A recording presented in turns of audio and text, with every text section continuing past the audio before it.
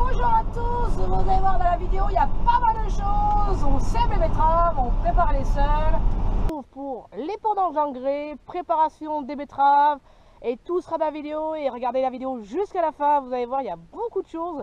Je vous ai fait voir le week-end, la vidéo du week-end. Et oui, c'est très rare. D'habitude, je vous fais en conséquence des jours, mais là, j'ai décidé de vous faire le week-end carrément. Et je pense que les vidéos de la suite, ce sera pour plusieurs jours. Je pense que ce sera simple. Dites-moi en commentaire ce que vous en pensez. À savoir, en France, une exploitation disparaît sur le coup de la retraite ou les suicides agricoles. Bien entendu, ça serait bien qu'il y ait plus en plus des vraies installations que des prête-noms. Et ça serait bien pour nous tous que l'industriel arrête aussi, parce que l'industriel tue notre petite exploitation à nous tous. Moi, je pense que pour avoir une belle plaine qu'on a aujourd'hui, que nos anciens nous ont laissée et nos ancêtres, c'est les consommateurs et nous-mêmes, nous tous, qui soyons main à main et travailler main à main. Allez, beau visionnage, à la prochaine. Le rouleau paquet.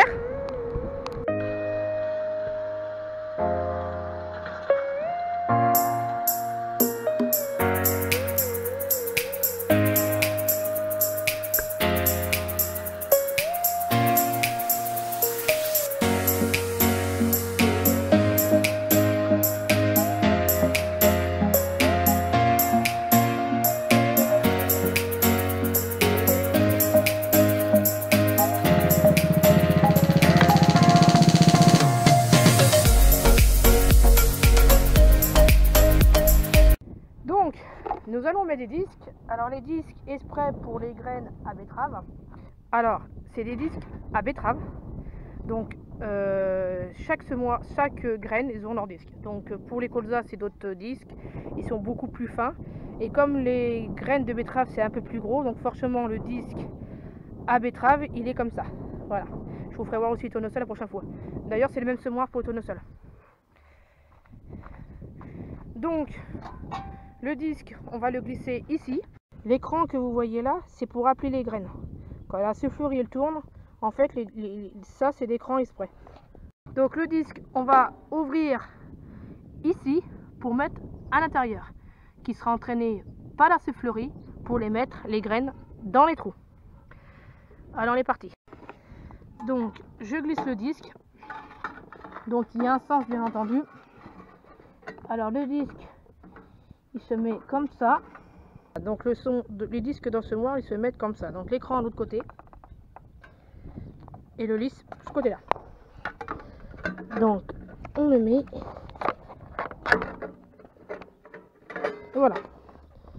Donc les disques ils se retrouvent sur ce moire comme ça. Un coup que le disque il est posé, on le ferme.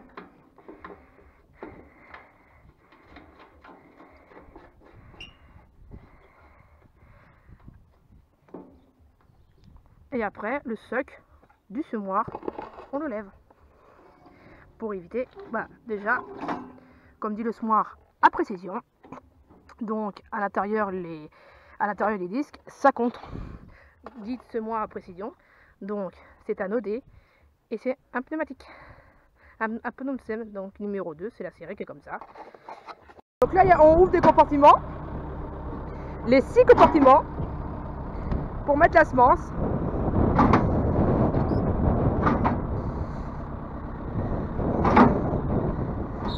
Voilà, un coup qu'on a ouvert ça, on va mettre la semence et en haut là des micro-granulés.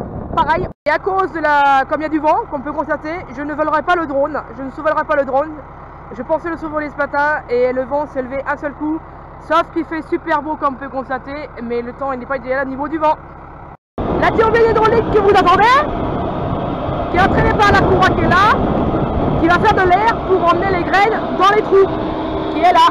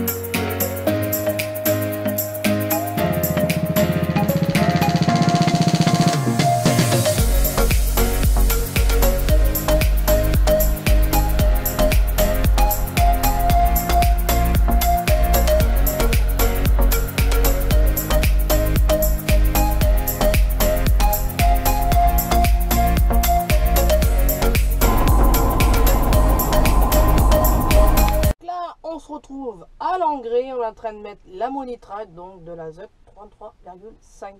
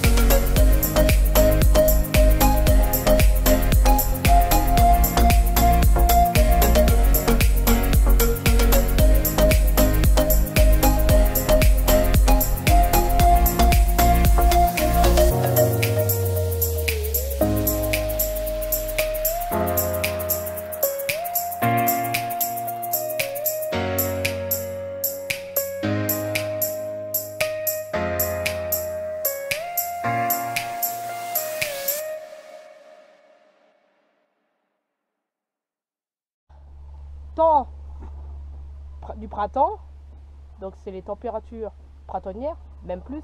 Alors que je vous parle, il fait 22 degrés. Toujours de la présence de ma benne élévatrice. Pourquoi on dit une benne élévatrice? Simplement parce que, comme vous avez constaté, il y a les vérins qui soulèvent juste vraiment le bâti à l'arrière de la remorque. Le bâti il est là, et en bas c'est vraiment l'autre bâti qui se relève, qui a été coupé en deux exprès pour faire ça. Et le vérin qui met la benne en l'air comme toute benne, bien entendu. Le rôle de la benne élévatrice, ce que ça fait. Donc le semoir il se mettra juste en dessous et on va pouvoir remplir le semoir sans problème, sans difficulté. Quand je vous parle, il n'y a pas de vent du tout. Mais quand je vous dis du tout, c'est pour vous dire que le téléphone, vous voyez, vous n'entendez pas le bruit dans le micro. Vous n'entendez rien. Voilà. Donc c'est pour vous dire que pour épandre de l'engrais, c'est idéal quand il n'y a pas de vent. Phyto, idem, pareil. Ça peut bonne raison, c'est que comme ça va vraiment dans le champ et ça ne va pas s'évaporiser chez le voisin. Donc ça, nous, jusqu'à présent, on fait toujours comme ça. C'est pour ça très souvent on fait tomber du soir parce que le vent se calme sur le soir. Donc là, il n'y a pas de vent. Donc là, on est dans les orges d'hiver. Orges d'hiver, donc c'est une parcelle qui a été semée à l'automne. Donc du coup je l'ai labouré devant et semé derrière, mais ça n'empêche pas que vous voyez des pédicules de vers de terre. Voilà, ça c'est des pédicules de vers de terre.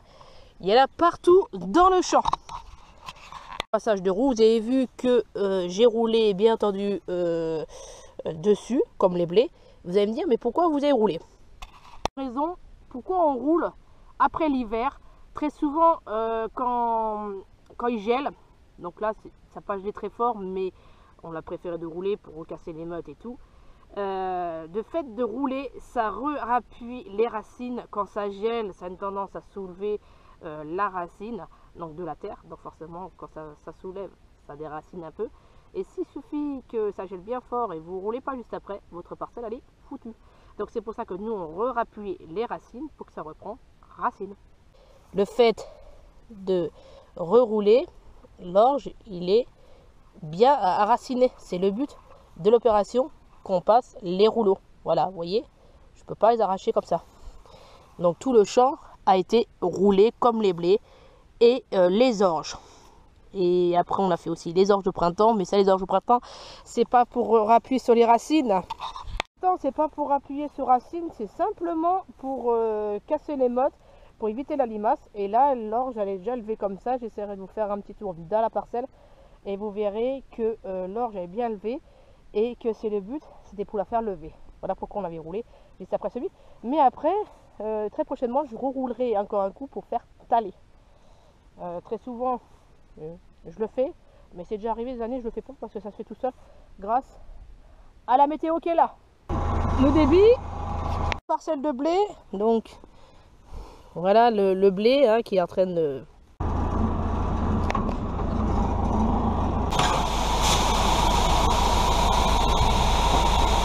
Constater hein, dans une parcelle d'orge de printemps, je vous l'ai dit que je vous la montrerai, c'est le cas.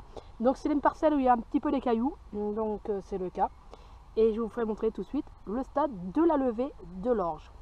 Comme vous pouvez voir derrière moi, les pendeurs, on met la première couche d'engrais sur les orges de printemps. Cailloux que vous pouvez rencontrer dans cette parcelle là, juste une partie, pas toute la parcelle, une bonne petite partie. Donc on voit, bon là c'est petite mauvaise herbe, c'est pas grave, pour le moment c'est propre, hein. Voilà. Et là on voit, voilà, la graine qui est encore là et la levée de la plante avec de l'anti-limace qui a été encore là, donc ça veut dire que les limaces ils n'ont pas été encore présents dans la parcelle. Là vous voyez, c'est la deuxième feuille, c'est plus que la levée. Voilà, je pensais que c'était levé, mais oh il y a les deux, regardez, là il y a la levée et la deuxième feuille. Voilà, il y a les deux. Je laisse avec ces belles petites images du coucher du soleil.